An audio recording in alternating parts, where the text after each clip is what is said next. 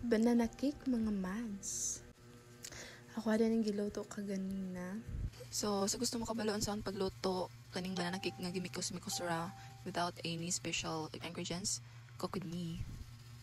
First, smash the ripe bananas. Tarong dyan ay magpisat, mga mads. Para di na siya magtibugol sa atong mixture niya. Stanpel ko dahil ni siya nga saging akong gigamit kanina. Tarong na ulit pisat. Depende niya sa kanang saging. Then, 1 cup of flour. 1/2 teaspoon of baking. 1/2 teaspoon of yeast. Then, 1 teaspoon of brown sugar. Mekos-mekos lang yan, mga Mars. Tarungan lang halo.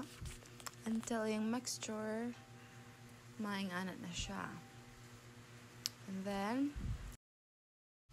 ato na siya i-transfer sa atong plato. Siyempre, atong i-plaster para nindot po i-plating.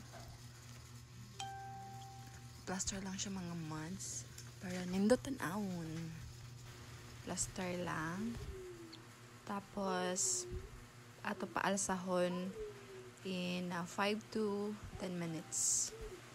Ingana na siya. Ato na siyang paalsahon. Patawad-tawaran nato para mutubo na. Then after, syempre ato nang itak na siya and luto na. Tapos atong itry sa toothpick. Luto na magyud. Wala na siya ni kapit, so luto na siya. Then haon. And slice na nato, mga Mars.